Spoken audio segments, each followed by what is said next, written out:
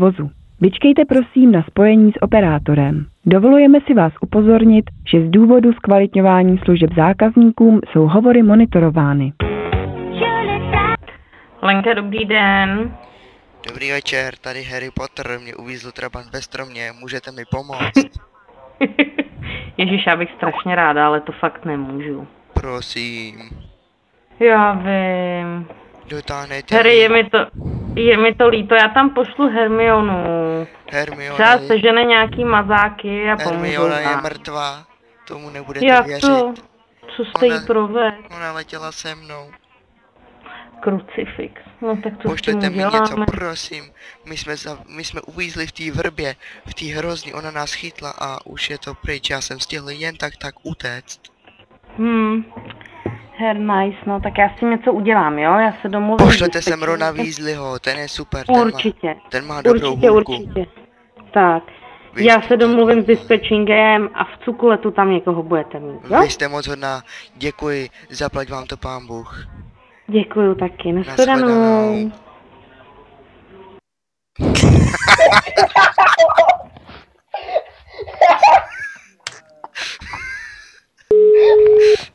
For English, please press 1. German, please. Modrý anděl. Taxi, přeprava osob a odvoz vozu. Vyčkejte prosím na spojení s operátorem. Dovolujeme si vás upozornit, že z důvodu zkvalitňování služeb zákazníkům jsou hovory monitorovány.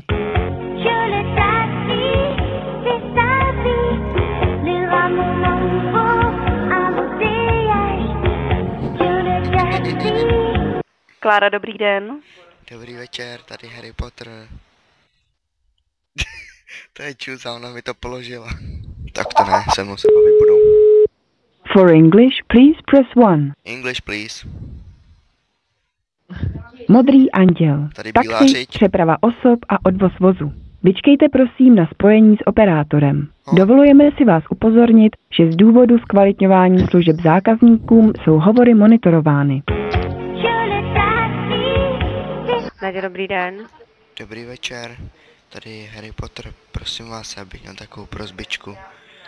Jelikož jsme letěli z Hermiony... Tady je Rambo, jestli furt budeš volat, tak ti rozstřílím palici. Ne, počkejte!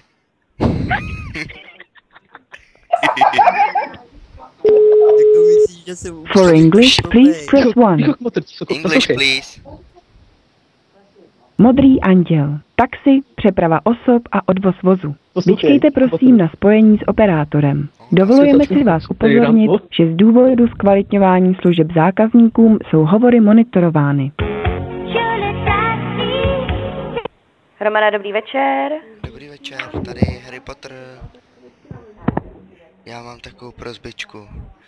Je to velice naléhavé. My jsme letěli s Hermionou, jsme letěli fakt dlouhou cestu a najednou normálně nevím proč, asi nám došel benzín. Ale normálně jsme spadli a Hermiona je velice zraněná a já taky. Můžete nám odtáhnout auto? My bohužel nejsme odtahová služba. Tak přeprava osob. Já moc krát děkuji za zavolání. Ne, to počkej. Ty krávo.